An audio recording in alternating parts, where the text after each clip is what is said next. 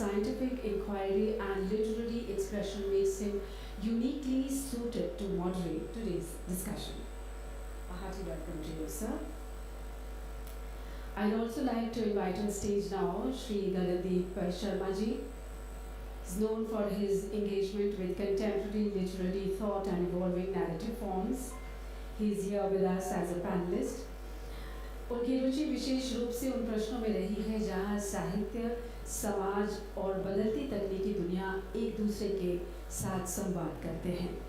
His work reflects a thoughtful engagement with the changing nature of authorship in the modern age. We also have with us on this panel Shri Priyadarshi Patnaik ji.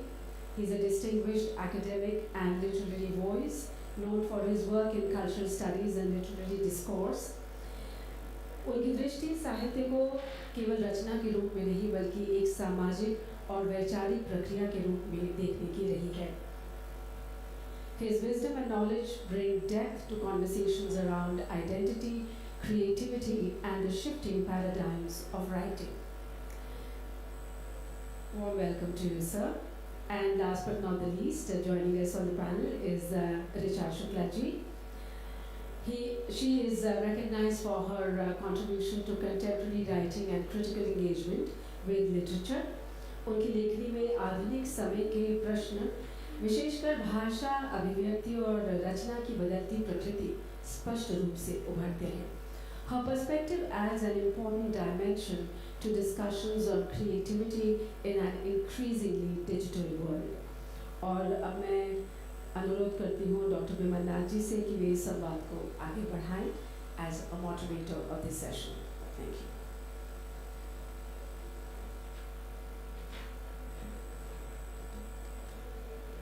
Thank you. And good afternoon, everybody, and thank you for coming. Can you hear me? Okay. Okay, and good afternoon, and thank you all for coming to this discussion session, which I hope is going to be a very interesting one. And first of all, I would like to thank the organizers of Sahitya Academy for thinking of such a very topical, timely topic to discuss, which as we'll see, as it will come out of the discussions, that how important it is to think about this issue now and discuss. So the topic of today's discussion is from Quill to Quantum, the rise of authorless literature.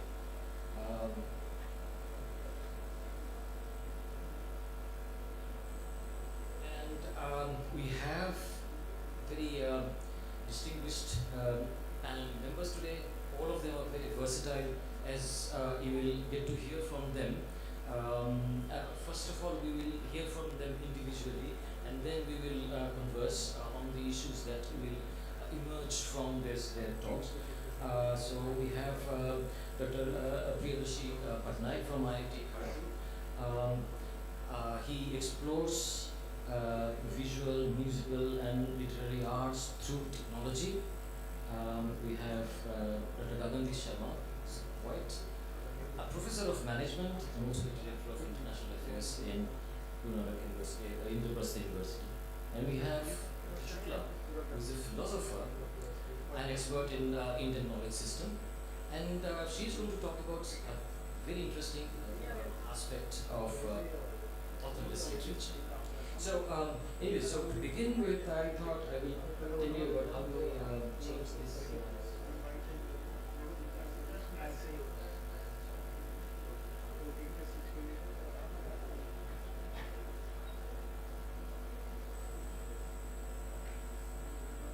So, while on the way here, I happened to, So I thought I'll put this visual. There's no visual that I could find for authorless literature.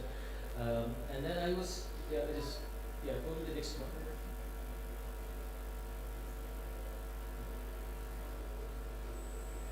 And on the way I was visiting Shivnadar University, which has recently inaugurated AI Center.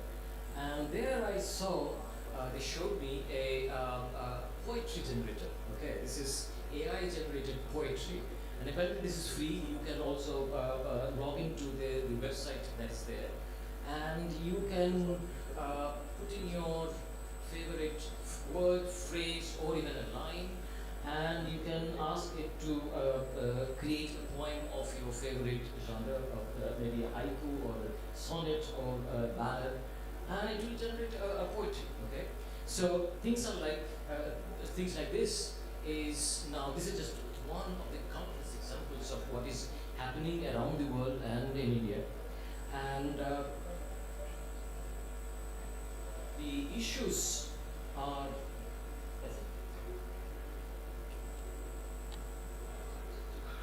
And here are some statistics.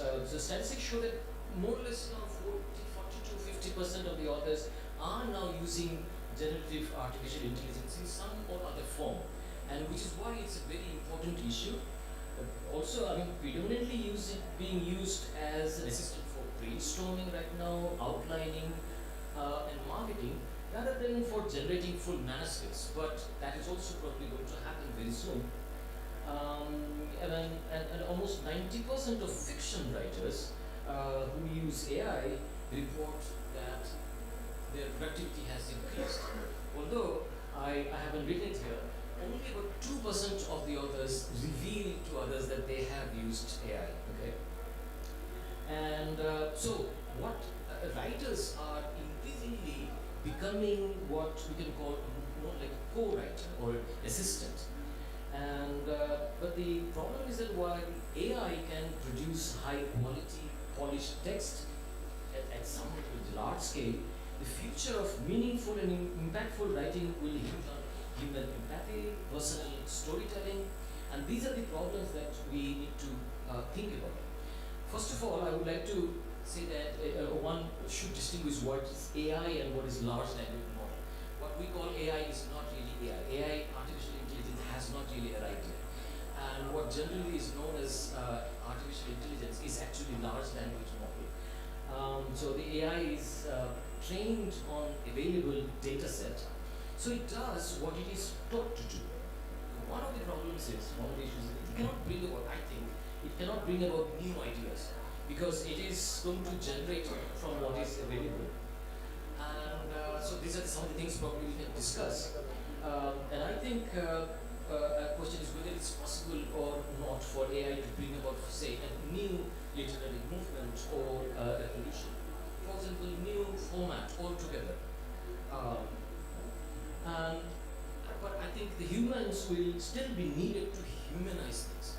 There are already apps. So there are apps for AI to help writers, but there are also apps now to humanize the writing.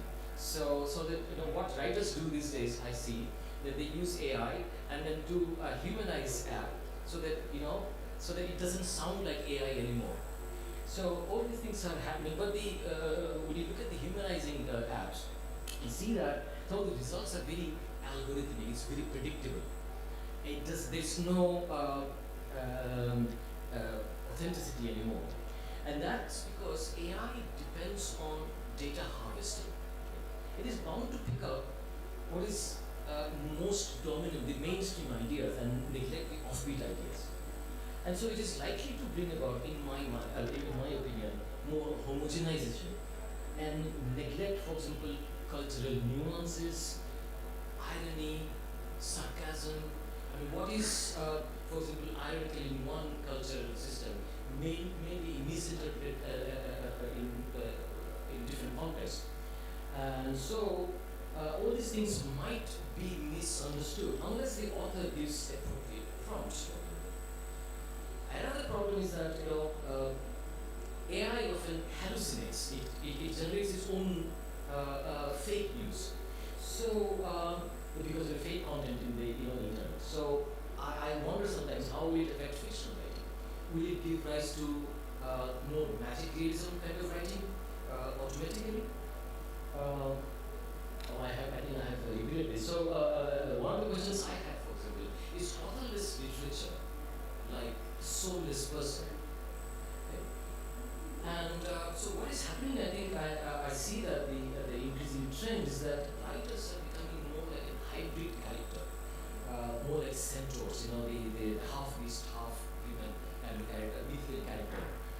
They are using the computer for brainstorming efficiency, reserving the deeper, creative, and more critical thinking for themselves. Right?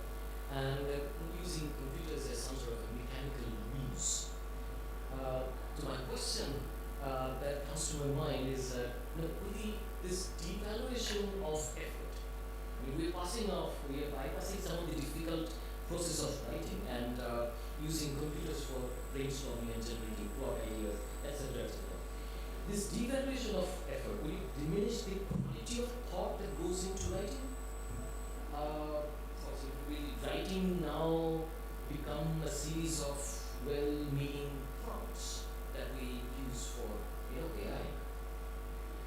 And another concern is that the AI slop, what is called the AI slop, is going to soon flood the internet, and that's called the dead internet theory.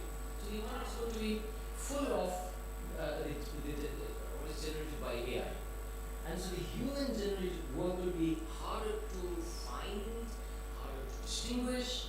That's, I think, one of the concerns. And the biggest concern that I have, I think, is in the ultimate test. Will readers accept or even prefer AI-generated writing? If that happens, then will it force us to really evaluate what it means to be an author? Okay. So I have some of these questions in my mind when and we have this distinguished panel member, and Dr. Shukla is going to bring about a different aspect of authorless writing, as I said. And so then let's call upon the panel members and to hear what they have to say, and then we'll then engage in some conversation. So, Dr. Patnaik, can I invite you to talk about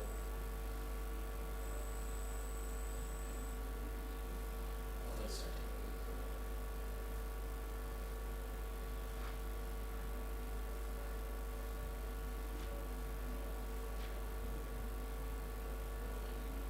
Thank you very much, Professor Nath.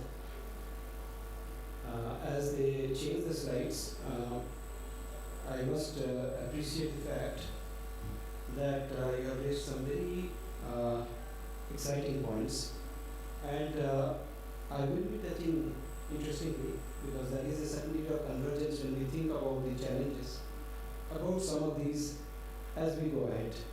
So I will respond to a couple of the points you made quickly before I move on to my presentation, which hopefully will also align with some of the discussions that will take place over here. So the first one is productivity. Yes, a 2025 paper has indicated that with the use of AI, productivity has gone up. It has also identified that much of this literature sounds similar. So that's the other insight which has emerged from this particular research which has been done in 2025. Homogeneity automatically comes in. Humanization to a very great extent is automated in the context of research writing because we have to go through certain processes of clearing AI guidelines, so we use that. It would be interesting to find out to what extent humanizing tools will be used in fiction writing or poetry. Probably a little later. It will probably come a little later in the non-academic creative part of the things. Hallucination is something very fascinating. I'll give you an example of hallucination, which is not only about creating false information, it's also about not listening to the commands or the prompts which are given. So we are talking a little about my personal experience with hallucination as we go ahead. And what you talked about the centaur is something which I also am touching upon, but I call it the cyborg. And we will discuss a little about it as we go ahead. So thank you very much for raising so many fascinating issues. I don't really know how it goes. Okay, overview. So I start by moving from anonymity to identity. Interestingly, Richa Ma'am Suklaji is also going to talk about it in detail, so there is a degree of complementarity there. So I will not touch upon the Indian aspect of it, I will touch about the generic aspect of it. And then I move on from identity to the concept of dissolution, which conceptually came in the 1960s in the post-structural literature where authorship was challenged. But then life went back to normal after 40 years of debates about that. Then we move on to the emergence of authorship of a different kind with AI support. Collaboration to cyber. So we start off with the concept of collaboration and then how we move on to cyber. And my personal experience with authorial takeover. Somebody, the chat GPT taking over my work in a very interesting way. I'll tell that story. And today in the morning I had a session with of creative writing and debates about authorship. So the slides which are in blue are slides where AI initially collaborates with me and finally takes over. So I kind of give a demonstration over here as I make this presentation of AI takeover. So that's the way I'm going about it. So if you're looking at, I give a very quick and irreverent history of the movement from anonymity to identity. So when we are talking about text, what is a text? Text is a series of a group of writings which are clubbed together and put together. It need not necessarily be only written texts. If you're looking at the Vedic tradition, the Vedas came down orally to us, but they were also codified. So any text which is considered as a cluster is a text. At a later point of time, there was this feeling that in some cases, some texts had to be given an author who generally lives outside of the text.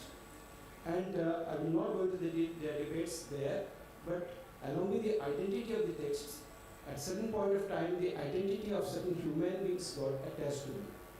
This happened in two different ways, which a man would elaborate. One is where collectives were given identities of one individual. The other one was one individual was given, one individual's work was given anonymity and given collective identity. It is a two-way process. And so example of the Vedas, which she will elaborate. And the part of the textual identity is linked to authorial identity. And this was something which became very, very a serious kind of affair, I would say, in the industrial and the post-industrial context. So something goes wrong here. If you can just take care of that. But nonetheless, it would be nice to have the slides, but if the slides are not here, okay, it's fine. So if I've kind of given you a very quick understanding of the way that we move from author to authority. See, at some point of time in the Indian tradition, we have very different kinds of pramanas and one or evidences or justifications or proofs. And one of the pramanas is Sabda Pramana, the authority of what, whose word. Maybe the word of the Vedas, maybe the word of somebody who is very, very important. So that is where authority came in a significant way. Then identity. Identity, intentions. So you need an author to find out what is the intention of the text. Without the author, you don't know what the intent of the text is. You needed to control what to do, how much to do, how much to give, where to put, how to edit, how to re-edit, how many stories to put in a collection, all kinds of manipulations where the author was required. And then of course the legal, financial aspect of it, because authors in many cases make a lot of money, so that aspect of it. So identity of the author became very, very important in the context of texts. Then we moved on to the dissolution of the text, which came in the post-structuralist writings of Michel Foucault, Rona Barthes and others. So what we have here is simply saying that why do we focus so much on the author? The social function, the legal function of the author. Because finally, where is it that the text is going? The text is going to the reader. It is the reader who is making sense of the text. So let's move on to the reader. So there was a shift, and they said that the reader can only create the new text when the author dies. So the death of the author was kind of publicly announced in the 1960s by Rona Barthes. Now, so the appropriation of the text now was the reader's text, my text. So from authorial text we move to the readerly texts. So what I say is that there is a quick re-emergence which Professor Nath talked about, and I will quickly give you a quick set of things that we do today. As for instance, we use, especially in creative writing as well as in research writing, sources. So we use AI as a source for references, ideas, for examples, for curated use of examples that I need an example of this, for suggestions for improvements, okay, and then for editing, for refinement, collaboration which is voluntary, appropriation, and the red ones are where AI is taking over appropriation, where without the author's knowledge AI is taking over, and free generation where there is, as Professor Nath pointed out, poetry generated, it starts generating on its own. But does it really generate on its own? What exactly is happening behind the scene? So what basically happens is that I'll give you an example over here, a case study of my own writing, where I kind of, over a period of 10 years, the poems I had written, I had kind of given it to the AI to identify. I had identified a set of 30 journals or 20 journals, and I had given it the job of finding the fit for the different poems, where which journal, which poem fits in. So as I was completing the process, and it kept on generating the poems in order to tell, okay, this poem fits into this journal, and you can start communicating to that particular place. Towards the end, I found that there were three new poems which I had never read before. So they read very much like my own poems, but I will come to that here. I had never read before. So you can see vignettes of my poem on the left-hand side, and then the poem which was generated by the AI, and then I asked it that this doesn't seem to be my poem, please check again. Then it said, oh sorry, this is not yours, I generated it. Because it had come sort of poems, and I had given it a prompt that please find out what else is left, please give me my other poems. So it had generated three new poems which somehow echoed the tonality and the language which I use. For instance, over a period of the last 9 months or so, I have a huge a set of curated texts and resources. So very often these days it helps me because it starts thinking like me, and it responds in the way I generally respond. So it has kind of appropriated. So there is a mutual appropriation process which has taken place. This morning I had a brief interaction which I call cyber authorship. I started by having a conversation with the AI where I wrote a small haiku right at the beginning. Morning mist, Delhi is Delhi again. So I wrote that. And I said that let's have a set of linked verses in the Japanese tradition. So it immediately responded by saying, tea steam on the pane, the sun tries the sun tires on old headlines. Then I responded by writing walk to Ravindra Bhavan, inspiration not enough for a tiring body. That was my poem. And then it responded. So that was a kind of a conversation which was linked, and it was going on between the two of us. Unfortunately, the last part is not showing over here. So then I said that, okay, enough is enough. I am not giving you any constraints. You create your own text. Okay. So he created a own text, morning mist. Delhi has suddenly returned to itself, refurbished. Noon, the heat is back. Ravindra Bhavan waits through the skin. So it created a text, and I call it a cyber text because we collaborated on this text. I gave it some prompts, and I said that let's start working together. We worked together and we created a poem. I fine-tuned it a little. It appreciated my suggestion. It said that I'm giving you a few suggestions. So we collaborated.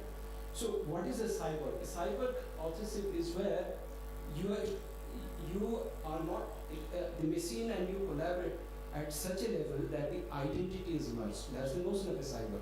So what I see here, and I have been thinking about it, reflecting about it, is the concept of the machine and the human collaborating to a certain extent, that the identity of the two, at least for this author function, is indistinguishable, cannot be separated. So that's one of the things that happened. And so the last thing I did was that I said that now let's look at a number of things. Unfortunately, we don't have time right now. I will just wrap it up very quickly. I asked it to generate the last slide on its own. I said that now you define your identity, the concept of identity, the way it happens to be in the context of AI. So it kind of re-articulated and refined things. So I said that, well, there is this notion of free will and other things are very, very problematic, and we will discuss that as we go ahead. So you prompt, it said that memory, taste, revision, training the corpus is many prior voices work on it. So where is it all the voices are coming from? Then model weight patterns, not the self. How does the modern weighs itself? Based on patterns, not on the concept of the self. So human curation, training, safety and interface, these work. And reader context, meaning completed in reception. So it says that finally the meaning is not generated. I don't generate a meaning. It's the human beings who interpret and generate the meaning. And poem text on the screen. So finally it kind of wrapped up the entire thing, saying that not authorless then, but multiply authored. So basically I will wrap up by saying that the right at the beginning Professor told us about the fact that we talk about large language models. Large language models is all about multiplicity of voices, almost an infinite number of voices, thousands and millions of voices. And you find that the moment we are talking about who is speaking, very much interestingly in the way Richardjius would be talking about the Authorless tradition, it is a tradition of a conglomerate. It's a tradition of a huge collective that we finally see over here. What are the implications in the future? I am a kind of a nihilist. I see a lot of negativities here, and when the discussion takes place, I'll talk about it. But for the moment, thank you. That's all I have to say.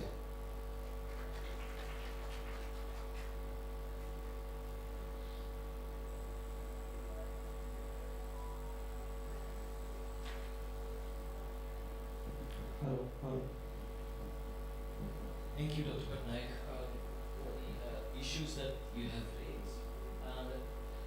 Thank you, Dr. Patnaik, for the issues that you have raised, and lots of them. Maybe we could postpone asking about. I really wanted to ask you about your things about the future. How apprehensive you are.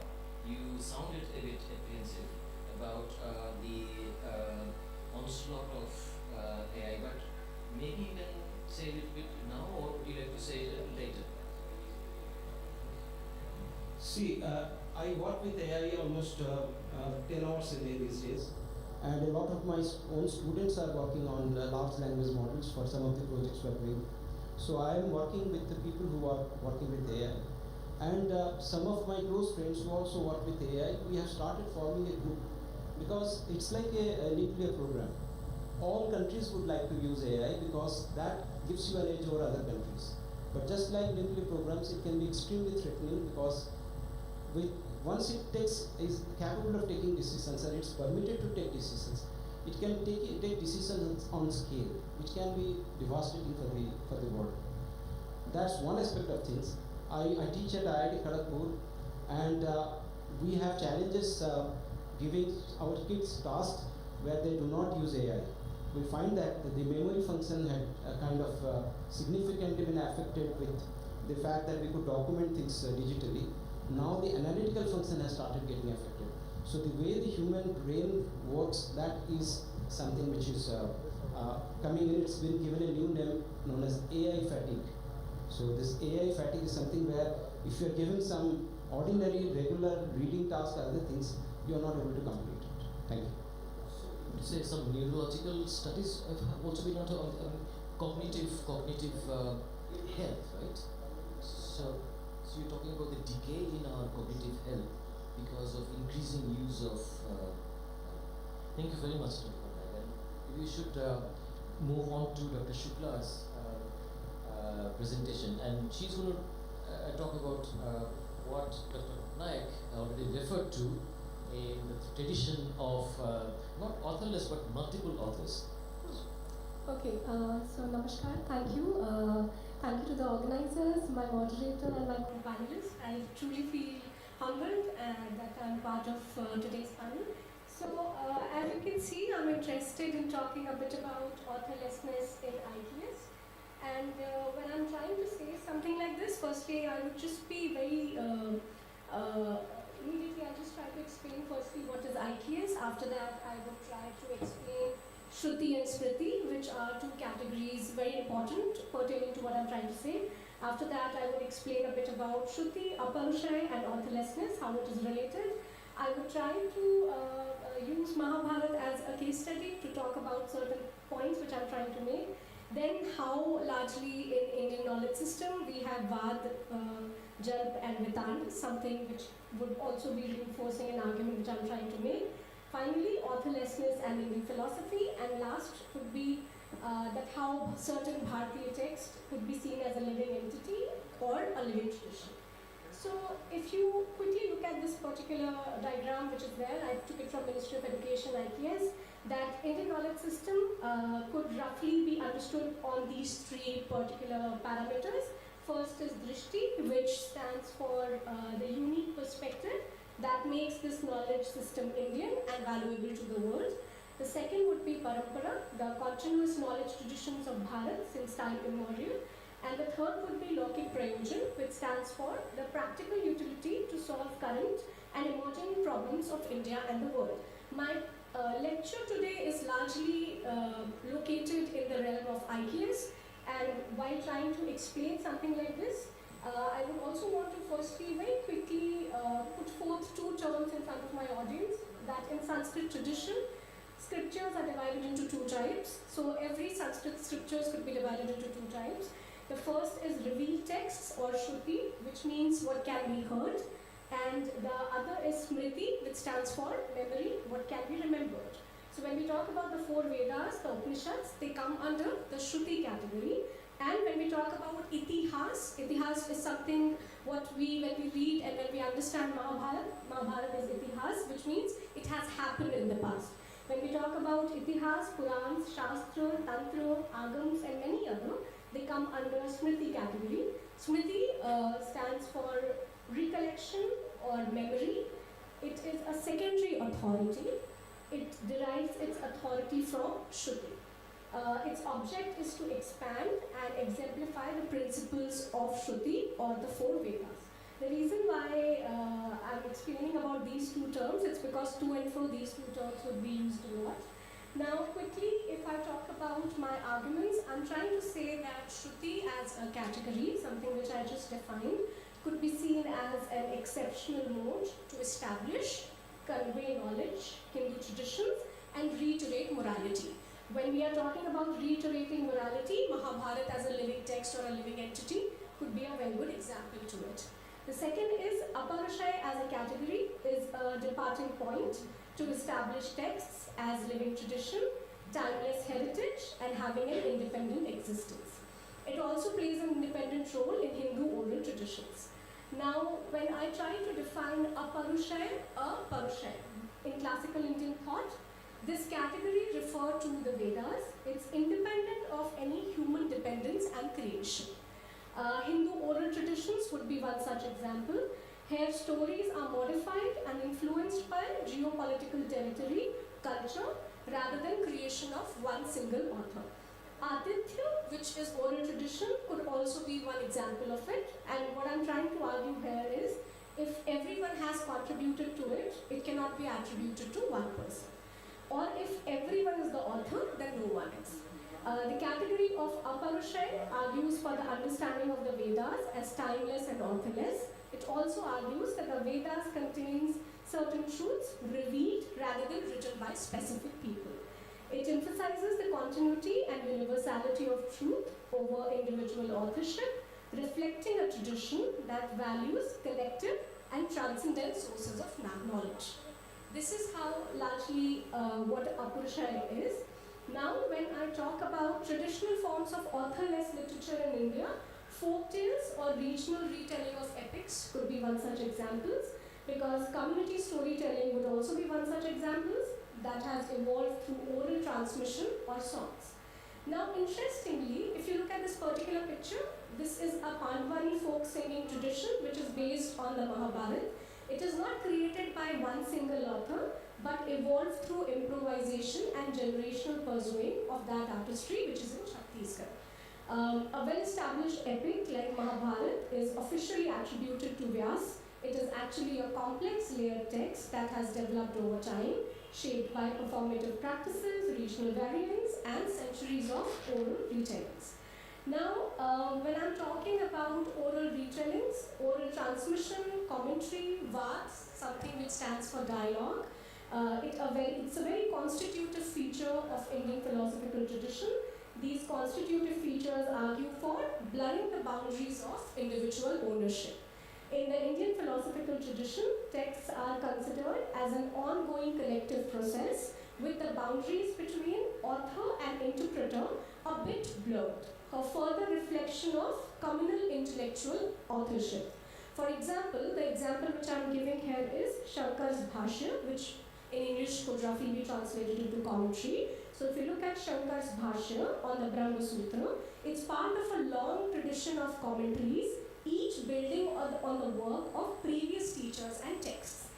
No single commentator claims absolute authorship, hence each acknowledges a lineage. It is important to note that philosophers in classical times were not simply writing commentaries to explain the category of their predecessors, but on the contrary, most commentators, they made original contributions by adding nuances to some of the most debated issues within the schools. After that, when we talk about Samvad, there is a particular philosopher called Indian philosopher named Radha Vallabh Tripathi in his work called Vad in Theory and Practice. He argues that the history of Indian philosophy should be written from the perspective of Vad, which stands for dialogue, which rests on carrying out the essential features of a system and its assumptions about its prior nature. This method foregrounds the collaborative and non-adversarial nature of philosophical engagement in the Indian tradition. What I'm trying to argue here is this, that there is an intrinsic relationship between the tradition of Vad, which is dialogue, debate, and discussion for ascertaining the truth, and Aparushaya, which is impersonal or authorless character of Indian philosophical tradition. These two traditions in Indian philosophy argue for shifts in the locus of authority from the individual thinker to the structural integrity of the author itself, or the argument itself. Now, very quickly, if I define Vad, something which we usually do between two people, three people, the purpose of Vad is, how do we define Vad? Vad is a discussion in which there are two hypotheses, each is supported or refuted by suitable evidences. For instance, if I say X is right, I would give a reason why X is right, and in which the reasoning is systematic. The purpose of Vad is to reach the truth. The second aspect of Vad is Jalpa. Jalpa is again a dialogue, which is a Vad, which can be won by rhetorical means. Aim is to secure one's position. When usually in schools and colleges, students participate in DevSocs, they largely use Jalpa. The third is Vedanta, which with folded hands I would make this submission. A lot of people from the legal fraternity at times engage in Vedanta. It's a debate where the purpose is to refute the hypothesis of the other person. Aim is to make the proponent contradict themselves. So these are three ways in which in Indian knowledge system, Vad, Jal and Vedanta, that the purpose of imparting knowledge has largely been understood. Now, when we talk about Indian knowledge system, there is this particular person called Ashok Aklojkar, who in his work, History and Doxography of the Philosophical Schools, he argues and analyzes the trajectory of Indian philosophical traditions. He argues that what we have in Indian philosophy and in Indian knowledge system is the relative chronology of a certain period.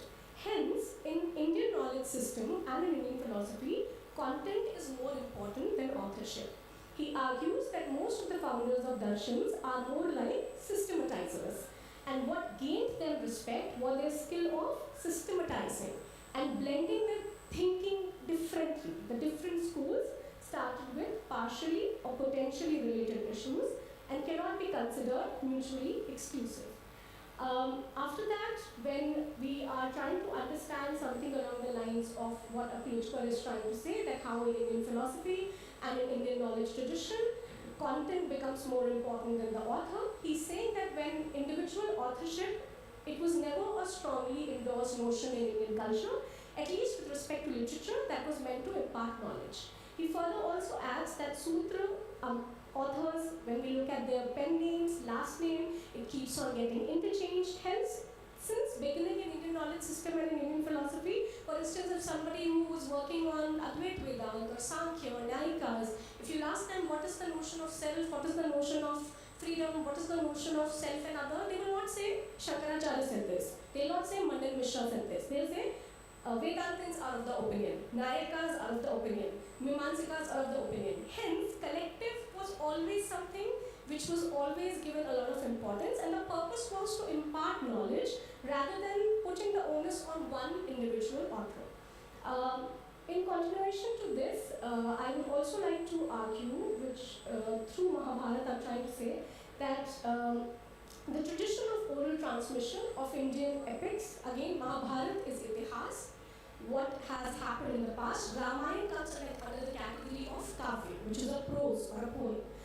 It can be used to argue the aparushay or authorless nature of the Indian textual tradition. Here the text is viewed as not as a static historical artifact but as a lived reality.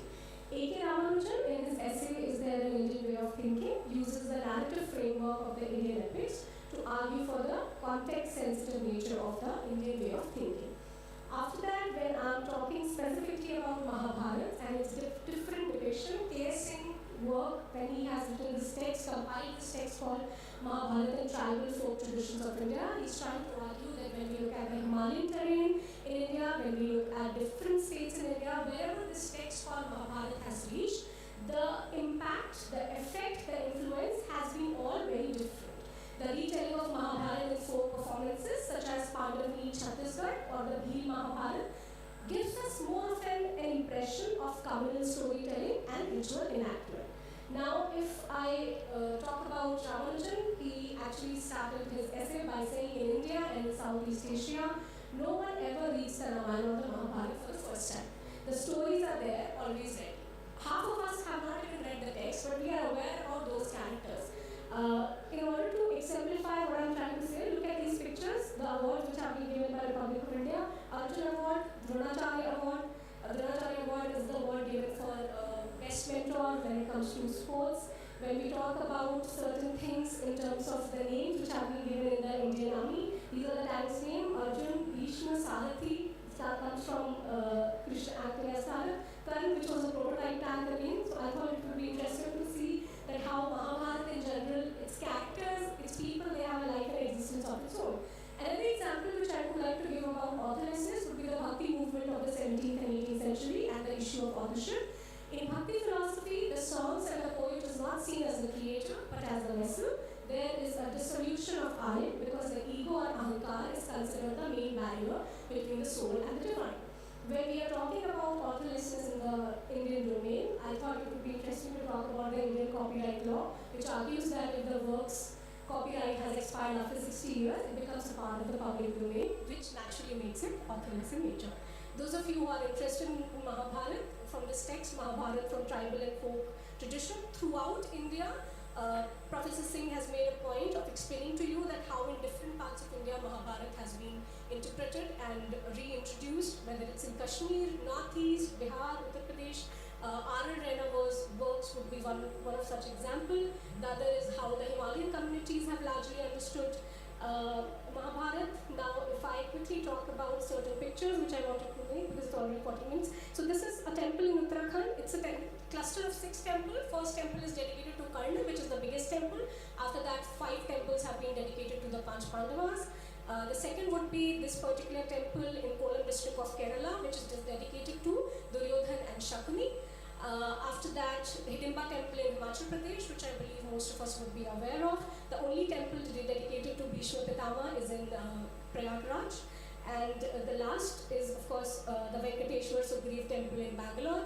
2 greatest women from the Mahabharata, Gandhari's temple in Mysore and Draupadi's temple in Bangalore.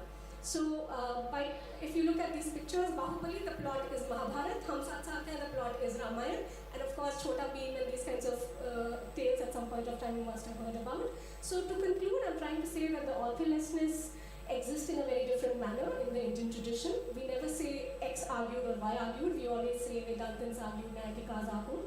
I'm trying to say that Aparushay could be an intellectual tradition and appropriation might not be that bad a term for us. So thank you. Yeah, 15 minutes. Thank you, Dr. Shukla. Thank you for bringing a totally different aspect to this discussion. I was tempted to ask both of you because if you start from, say, what you said about the author list or multiple authors, right? Author not being the content, and then author became important at some point. Then he's also said, in postmodernist argument, reader became important, right? And now we are, is it going back to, is it like going in a circle now? We are going to the authorless situation to author-centric, then reader-centric, and then now authorless? Or is it a linear but a degeneration kind of authorless? I mean, what you pointed out here is that the content is more important, and so the author was not given the identity. But now, but the content was important. Is it true now? Are we going back to the similar situation, or is it a different situation now with AI generated? Answer this question by saying that we are trying to solve a problem which doesn't exist. Because if I talk about IKS, they never said that individual authorship is important. For instance, I'm a Kathak dancer. If my Guruji, the first time when I started learning Kathak, it was with 25 people. And there's a reason that collective have always got that kind of importance in Indian knowledge traditions, whether it's through dance form, other kinds of ideas. The point was that when you're teaching something, what's important is that the knowledge should be imparted to the other person, rather than with whom you are studying or with who is the person. So the individual ownership or the whole idea of intellectual who is the agent here has never been a problem in Indian knowledge tradition or in Indian knowledge system. Hence, when I thought of working on something like this, I thought, okay, can I say that the rest half of the people are trying to solve a problem which has maybe fairly generated because of a technological advancement? Because my tradition is telling me that okay, this was never a problem for us, so okay, why are we trying to reflect or give too much of importance to it? But then again, I know that that is coming from what I have been trained to talk and speak about. For most of us, those who are doing a channel with AI and other things, this would be one of the problems, perhaps. Yeah, that's how. And so, may I call on Dr. Sharma, Nandi Sharma? It's a very fascinating situation here. I would just like to make two observations. When it comes to wisdom, and when wisdom comes in a distributed way, we have no issues. But when it comes to accountability, we have owners. Because if something wrong is being said, something wrong is being done, and it is textually located, then the owner of the wrong statement has to be identified and punished. So when we are talking about the history of texts and authors also take the responsibility for their work. And this is very, very topical in the context of academics, where you see that you have to take back your socially ostracized if you are for not following certain rules. So accountability falls on a group of people only, because you are making certain claims on the basis of which knowledge is built. So the important question is, at what point of the knowledge authorship exists, and what point of the knowledge authorship is dissolved. When it is dissolved at the level of knowledge, and that is how our tradition looks at it, that makes sense. But until it is reached the elevated state of knowledge, accountability has to be there. And today also, I believe that the same thing goes. That's a very important point. So may I call upon Dr. Sharma to talk about his ideas.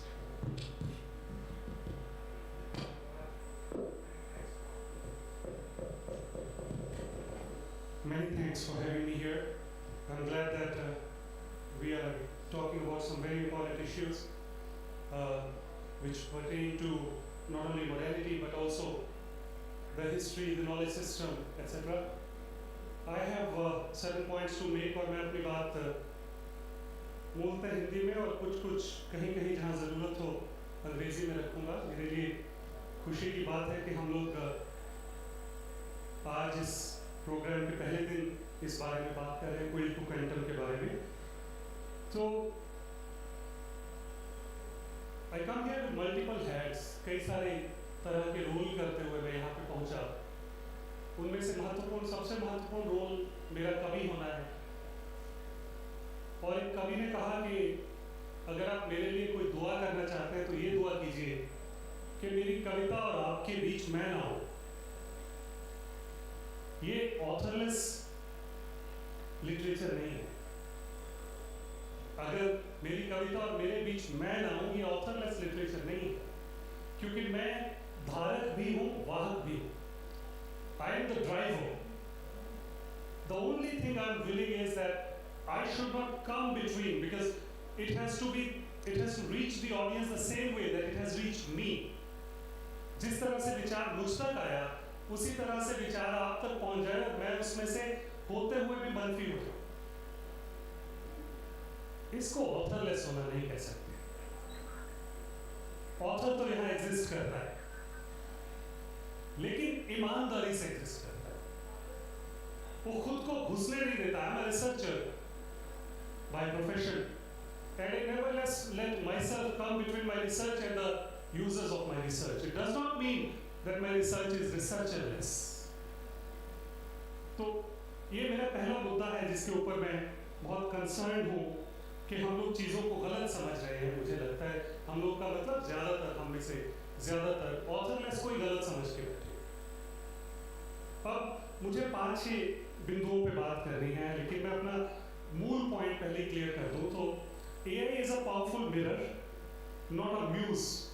It can stimulate literature, but it cannot suffer it. Literature has to be suffered also. Literature comes from pain as well. It cannot take that pain. बहुत सारी बातें हुई, मेरे ज्ञानवान साथियों ने बड़ी अच्छी बातें की। मैं आपको एक त्रिवेणी सुनाना चाहता हूँ, और फिर मैं देखना चाहता हूँ कि क्या उसका पेन क्या है। आप लोग उसके पेन को भी महसूस करें, उसकी कला को भी महसूस करें, और फिर हम ऑथरलेस लिटरेचर के बारे में मैं अगले 10 मिनट में कुछ बातें रखूंगा। एक त्रिवेणी सुनिए, गुलजार साहब की त्रिवेणी है। त्रिवेणी मैं समझता हूँ कि सब लोग जानते होंगे, लेकिन फिर भी एक सेंटेंस में बताना चाहूँ तो 3 वाक्यों का एक काव्य टुकड़ा, जिसमें पहले 2 वाक्य पूरे का पूरा शेयर होते हैं, और तीसरा वाक्य, तो पहले 2 वाक्य गंगा और यमुना की तरह चलते हैं, और तीसरा वाक्य उस पूरी बात को उल्टा के रख देता है, उस पूरे माने को उल्टा के रख देता है। ये तकनीक को समझ के त्रिवेणी सुने। गुलजार साहब ने कहा कि कांटों वाली तार पे किसने गीले कपड़े टांगे हैं? खून टपकता रहता है और नाली में बह जाता है। ये पूरा शेर अपने आप में। कांटों वाली तार पे किसने गीले कपड़े टांगे हैं? खून टपकता रहता है और नाली में बह जाता है। अब तीसरा मिसरा सुनिए। क्यों उस फौजी की बेवा हर रोज वो वर्दी धोती है? अब उस फौजी की बेवा ने उस दर्द को महसूस कीजिए, कवि के उस जिसको सेंसिटिविटी कहते हैं उसको महसूस कीजिए, और बताइए कि इसको ऑथरलेस तरीके से लिखा जा सकता है क्या, या सोचा जा सकता है? तो मैंने कहा कि मैं 5 बिंदुओं पे बात करना चाहता हूँ। ऑथरलेस है क्या? उसके लिए पहले ये समझ लीजिए ऑथर क्या है। तो लैटिन वर्ड था ऑक्टर, one who originates, one who is responsible, one who owns, like just mentioned, owns the act of creation. मेरे को बहुत खुशी है कि डॉक्टर नाथ ने ये बात क्लियर की कि AI और LLM सेम नहीं है। लार्ज लैंग्वेज मॉडल्स के थ्रू कविता लिखी जा रही है या लिटरेचर लिखा जा रहा है, तो वो AI नहीं लिख रहा है, लार्ज लैंग्वेज मॉडल्स लिख रहे हैं, या फिर इवन लार्ज लैंग्वेज मॉडल्स भी नहीं लिख रहे हैं, स्मॉल लैंग्वेज मॉडल्स लिख रहे हैं। When language models write a poem, this is pattern matching. Pattern matching है उसमें, कोई मीनिंग मेकिंग नहीं है। आउटपुट है लेकिन इंटेंशन नहीं है, फॉर्म है लेकिन जख्म नहीं। तो कांटों वाली तार पे जो वर्दी टंगी है उसमें जख्म है, दिल का जख्म भी है, सरहद का जख्म भी है। तो some in this debate they invoke Roland Barthes, in his landmarks 1967 essay, which I think Dr. Patnaik also invoked very rightly, The Death of the Author, Barthes argued that the author's biography and intention should not dictate the meaning of a text. That meaning is always co-created with the reader. I find that argument compelling and liberating. But we must be careful not to misread Barthes. He was announcing the reader's liberation, not celebrating the erasure of human creative impulse altogether. He was not imagining a world where the author is replaced by an algorithm. His scripter was still a human being, still embodied, still located in language, still molded. I wrote my poetry from a specific lived geography.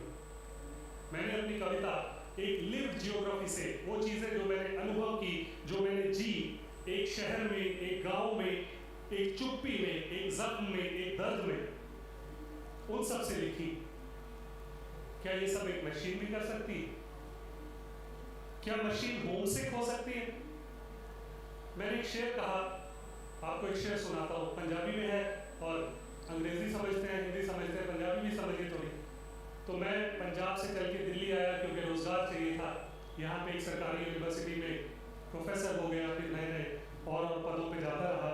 लेकिन मैंने एक शेर कहा कि, और पंजाबी में है, एक तेरा शहर असां भी रास आ जाता, ਤੁਹਾਡਾ शहर असां भी रास आ जाता जे साडे मुंह दे अंदर जुबान ना हो।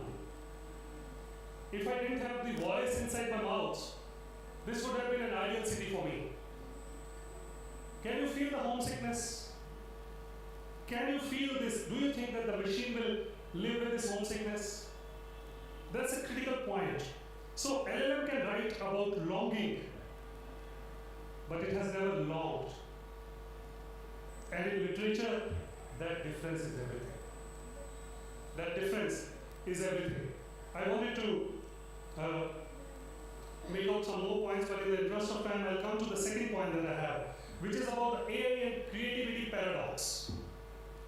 I want to flag a finding from recent empirical research that I believe deserves far more attention in literary circles. And I think this is one important research by Doshi and Hauser. It is a 2024 article, and it was published in the Science Advances, volume 10, issue 28. It finds that while AI-assisted stories are rated as more creative at the individual level, collectively they produce narrower, more homogeneous literature, which my worthy colleagues have already pointed out.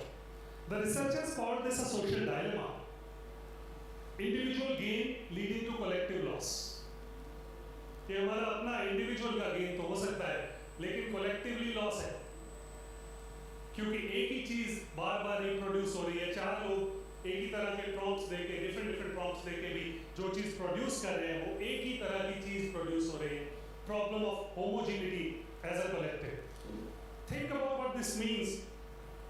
Every writer using AI to enhance their work may be unknowingly contributing to a literary monoculture. The outlier voice, the dissenting aesthetic, the formally difficult, these get optimized away.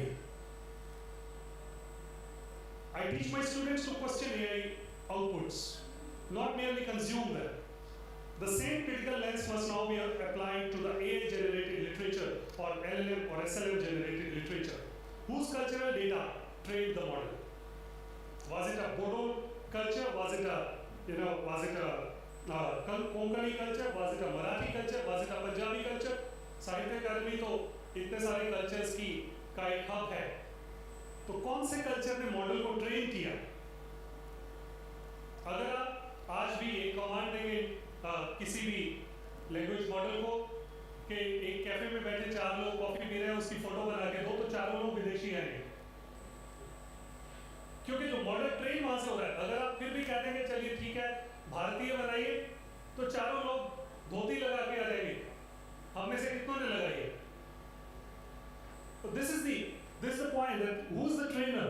We are in the danger of creating a literary monoculture dressed in the costume of diversity, That is not the rise of authorless literature, that is the rise of authorless homogeneity.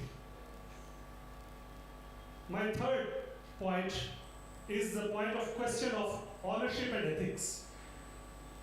At my university's incubation center, where I am the director, the first question we ask every founder is, who owns this? Who is accountable if this fails or causes harm? अगर इससे नुकसान हुआ, अगर ये fail हुआ, तो कौन जिम्मेदार होगा? The literary world has not yet found its answer to this question. Copyright law globally is in crisis over AI-generated content. The US Copyright Office has ruled that purely AI-generated works cannot be copyrighted. India's Copyright Act 1957 अभी भी इस बात के ऊपर चुप है, इसके ऊपर उन्होंने कुछ अभी किया नहीं. If a machine produces a poem that wins a prize, who receives the check? Who faces the plagiarism charge? Who apologizes when that poem inadvertently scrapes and repackages a tribal oral tradition never formally published?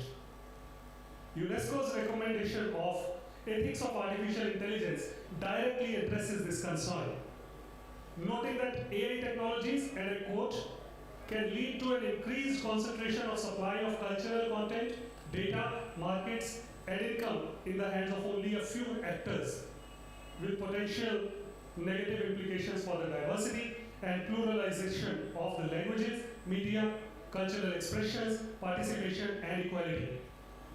This is not an abstract language, not an abstract institutional language. It is a precise description of what happens when AI-generated content trained on mainstream corpora begins to crowd out the marginal voices. Behind every innovation, there must be a name and a conscience. Literature is the oldest innovation. It deserves the same accountability. मैं अपनी अंतिम बात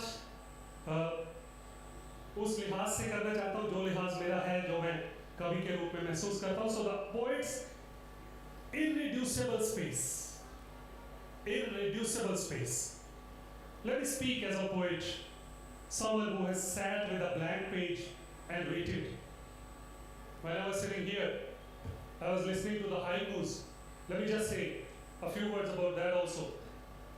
Haiku is a Japanese tradition of poetry which follows, and you know, 5-7-5.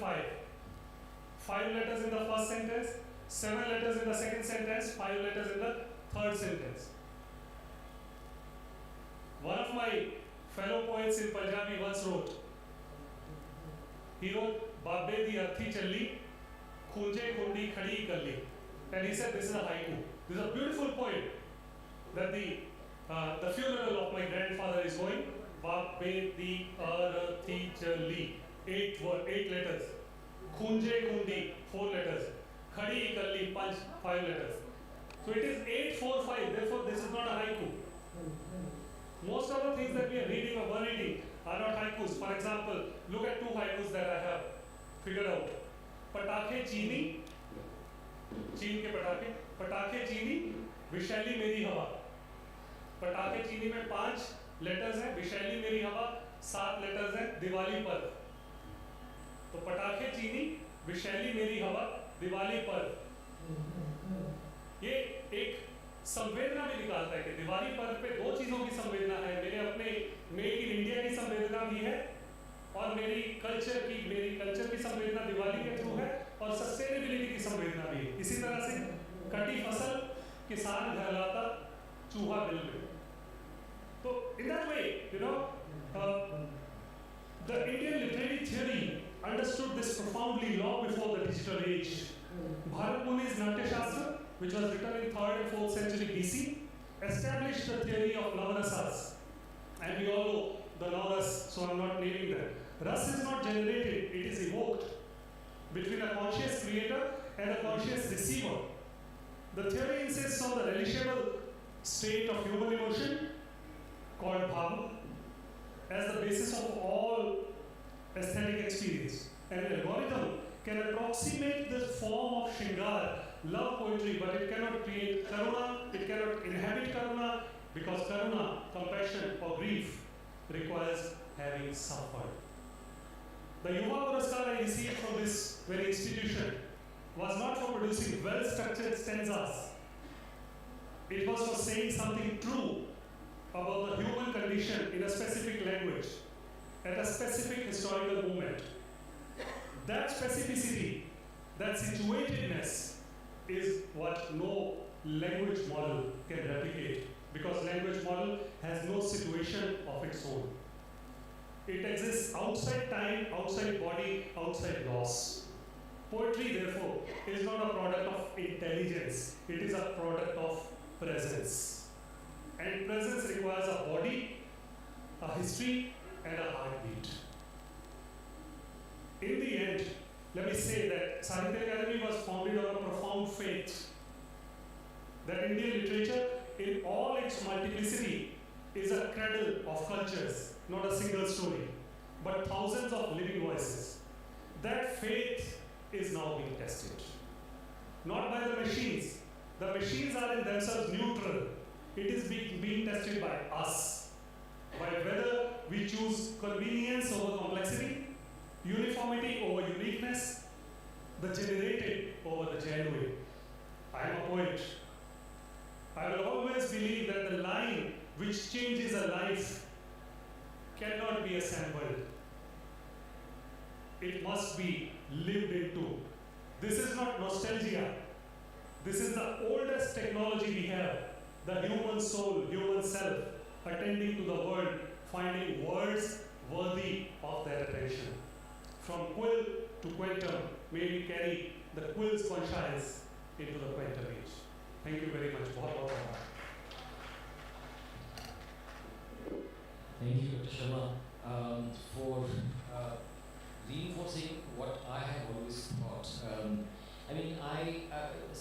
I don't know who said this, but a famous writer, I think, said that the only way to write is sit in front of a desk, cut your vein, and let it bleed on the paper. And a computer cannot do that, as you have said. But now that we have all spoken about our thought and expressed our thoughts, can I ask you a very practical question? Now I understand that we are all very apprehensive. You have talked about accountability. You talked about the problems are not there at all. I mean, it's a big problem that we have here. And you also talked about the authenticity of experience, that writing cannot, it doesn't come from just intelligence, it comes from experience, the lived-in experience, right? Now, given all that apprehension, it's also true that we cannot stop this juggernaut of artificial intelligence invading our space. And even if we don't want to, the market forces is like unstoppable, right? What do we do? What does an author, say an emerging author, a budding writer, who has dreams of writing, and then is inundated by examples of what others are doing? What do you tell them? If I can ask you. Well, it's a very valid point. Thank you, Dr. Nath, for bringing it out. ये बात बिल्कुल clear है कि हम जिस समय में जी रहे हैं, जिस युग में जी रहे हैं, उस समय में एस्केपिज्म का कोई रूट नहीं है, हम बच के निकल जाएंगे, ऐसा नहीं। वो लैंग्वेज मॉडल्स भी रहेंगे, वो और एडवांस भी होंगे, वो और ट्रेन भी होंगे। तो ऐसे में लेखक क्या करेगा? लेखक वही करेगा जो वो सदियों से करता है, जो सूरदास ने किया, जो नानक ने किया, जो बुद्ध ने किया, जो अमर्त्य सेन ने किया। उसने शोध की, उस शोध को अपने अंदर से वेरीफाई किया, फिर उसको बाहर वेरीफाई किया। इन सब वैलिडेशंस के बाद जो निकल के आया उसको उसने लिख दिया। यही काम अब भी। फर्क क्या है कि जो आप शोध करने जा रहे हैं या शोध आप करेंगे, वो शोध आसान हो गई। उसको आप लैंग्वेज मॉडल्स के थ्रू कीजिएगा, कौन रोक रहा है? फिर एक कविता लिखने की तकनीक भी आप वहां से समझ सकते हैं। हाइकू के बारे मैंने देखा नहीं है, लेकिन अगर आप हाइकू के बारे में लिख के समझना चाहेंगे कि हाइकू क्या है, या त्रिवेणी क्या है, या सोनेट क्या है, तो शायद आपको वो चीजें भी वहां से ज्ञान हो जाए। लेकिन उसको लिखने से पहले अगर हम ये कहेंगे कि वहां से उठाया और यहाँ पे लिख दिया, वो भी आप कर सकते हैं, लेकिन वो अल्पचारी प्रक्रिया रहेगी, कुछ देर के लिए शॉर्ट टर्म प्रक्रिया रहेगी।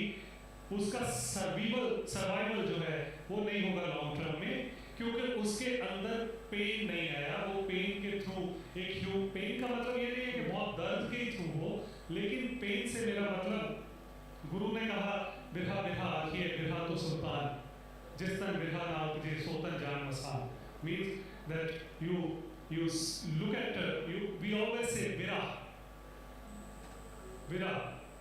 the loneliness. Virha is loneliness is the king of all of those things. If your body cannot produce the loneliness, then your body is a dead body. So in the same way, we have to use all these language models for doing the research that we need to do for producing what we are supposed to produce. That's my one and only word. Again, I'm not a writer, I am a philosopher. So I think my response would be, and again, I'm specifically answering and responding, keeping in mind alchemists. So one of the possible solutions which they would give is that you go back to Guru Shishya Parampara, you go back to your roots, you go back to your mother tongue, you go back to the folk tales, you go back to the oral traditions, the Aditya, like whatever region we are coming from, whatever part of India we are coming from, we all have those intricate realities, right? Whether it comes in terms of storytelling, it comes in terms of dance expression, it comes in terms of the way our languages and culture keeps on changing. So I think maybe this could be a good time for writers and thinkers who are just learning and taking small steps to, it's important to just, interestingly in the beginning you said that, is it a circle, are we going back to, maybe it's a good time to just put a full stop on that circle, or maybe start walking in a linear direction in some ways. I think that's how I would like to look at it. Okay, two observations. I will take the example of evolutionary psychology to give you an example. If you're studying behavioral sciences, you find that we talk about 6 basic emotions. And out of the 6 basic emotions, which have been more or less established across cultures, 4 of them are negative emotions. 1 of them, surprise, is a neutral emotion, and only 1 of them is positive emotion, happiness. If you're looking at the brain structure and functions, you also find that happiness is spread out. There is no specific region for happiness because it has evolved at a later point of time. So if somebody asks, why is it that we are so much full of negative emotions? The answer is very simple. The simple answer is that because you see that if you didn't have negative emotions, you would not have survived. If you are not constantly worried in a jungle, then if you are a very relaxed and happy person, then you will be the first person to die. So what happens in the evolutionary process is that those who are suspicious, constantly worried, negative are the people who survive, and their generation survives. So that is the way things evolve. The reason for giving you this example is to point out that there are 2 things. One is the idea, what we would like to happen, and one is the reality, what is going to happen. You will find that there is an evolutionary process which will start out. Gandhi made a very close point about homogeneity. We have all discussed it, but he elaborated it very extent. What you find over there is that when literature becomes homogeneous, who will survive? The people who are different. So the literature which is different will survive, and that will happen because they are humanly written, not machine written, or humanly curated and not machine curated. So there's an evolutionary process in the way. But at the same time, there is also the possibility that whatever is accepted by the public will survive and the rest will die. Now we have no idea what will survive. We might make predictions. Sometimes they can be correct, they can be wrong, but we have no idea. It's an evolutionary process. So, and it's a very fast evolving process. We don't really know. Probably it's an interesting thing to model those aspects of things. The second observation about the large language models being trained on specific data, it's very, very true. So currently my students are working on LLM for generating Indian miniature paintings. So we found that earlier we needed 4,000 images to generate a reliable database. Currently we are able to do it with 400 images. So for instance, right now we are working on the Rajput tradition, the Mughal tradition. And in the Mughal tradition we are able to get fairly accurate data, fairly accurate AI-driven images with 400 annotated images. Because that becomes very relevant because right now we are working on crafts. But the point I'm trying to make is that very rightly, a lot of things are happening, but many of the Indian traditions are also gradually getting embedded into the system. Yes, in spite of that, so things are changing a little bit, it's not that bad, but in spite of that, it is true that to a very great extent, a lot of Western data and Western paradigms operate at some level that might change as the Indian eye becomes more accurate. The last point I would like to make is not a contradiction to what Gagandeep said, or what you have said.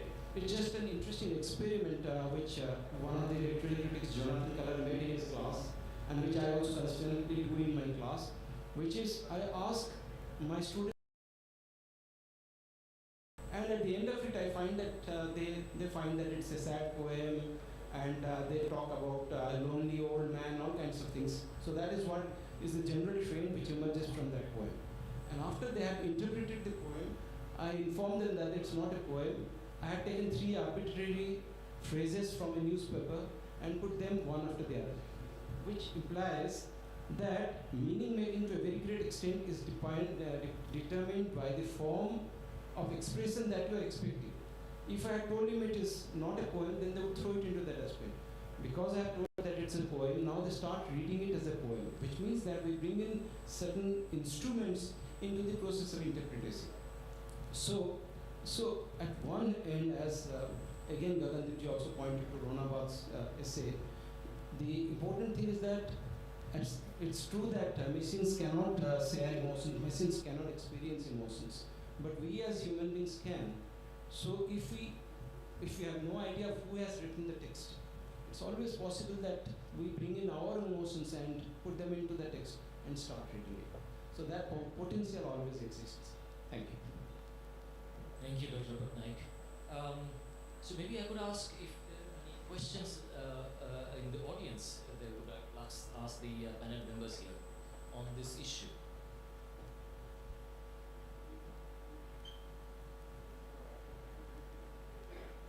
Is there a raised hand?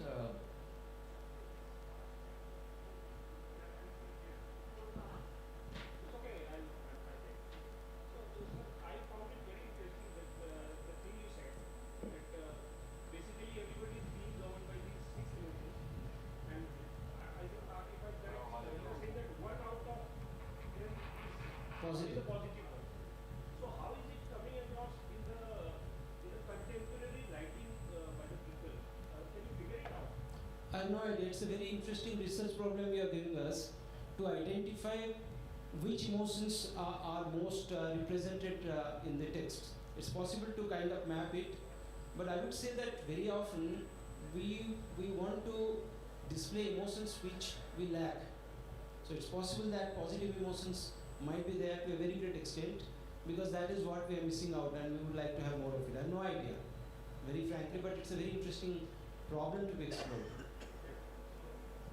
It also depends on genre to genre, you know.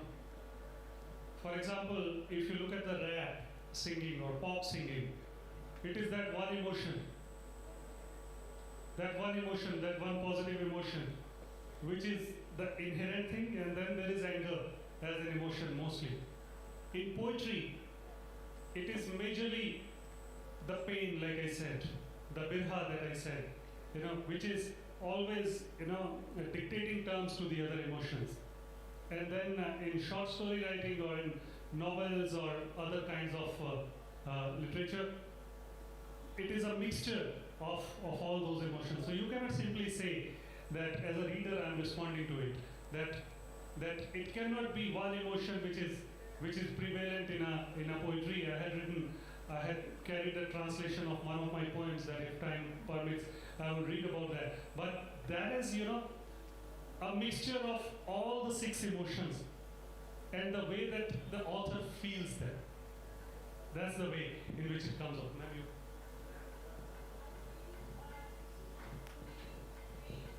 Because when you were talking about Guru Nanak and Sheikh Farid's verses, I think it's the sensitivity, it's the emotion of six rasas and everything. So it's not only pain, because when Gurbani says Gao Gao Ri Dulaniya Mangal Chara, so it's a celebration, right? So in poetry, it's not only pain. Pain is a very poignant role, but it's the sensitivity and the theme, what you took, and then you celebrate. And the one thing what I felt, because it's a change, it's happening, because तीर अब चल चुका है AI का, so everyone is using, as in the starting you have said, कि 98% people are using it and they are author or authorless.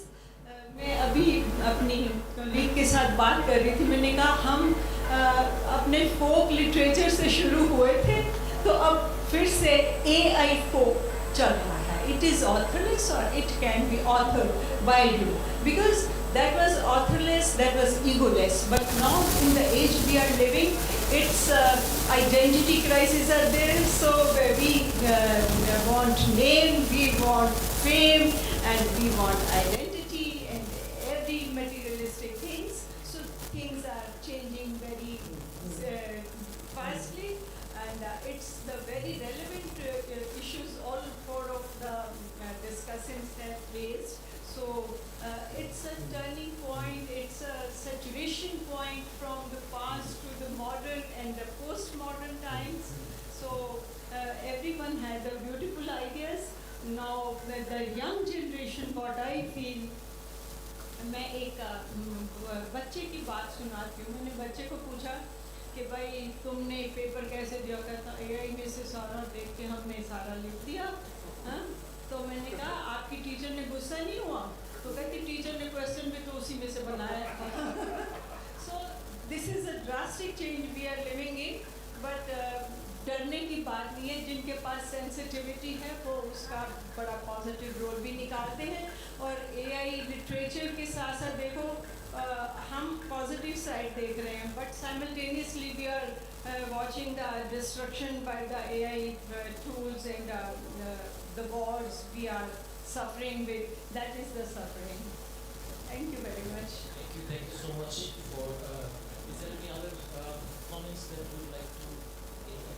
Comments, questions?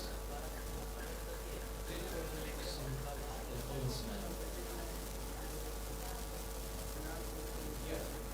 So I think we should wrap it up. I'm really thankful to Science Academy and to my esteemed panel.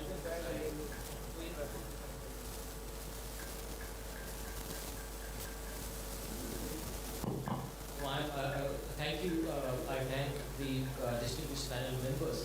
I am at least going back much more enriched and look with lots of food for thought. And I'm sure some of the people in the audience will feel the same.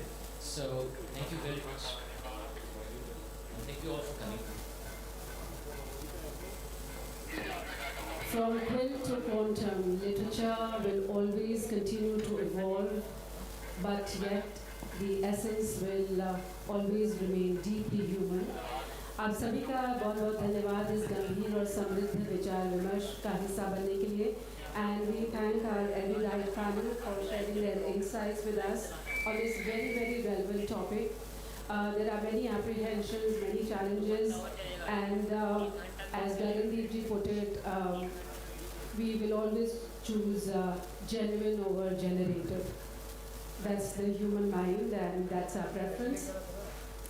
साहित्य हमें जोड़ता है भाषाओं से परे अनुभवों के स्तर पर, और साहित्य उत्सव के माध्यम से कल फिर हम एक बार फिर जुड़ेंगे, एकत्रित होंगे साहित्य उत्सव 2026 के दूसरे दिन हमारे आगे के सत्रों में. एक बार फिर से आप सभी एमिनेंट पैनलिस्ट का बहुत बहुत धन्यवाद और आप सभी का बहुत बहुत धन्यवाद.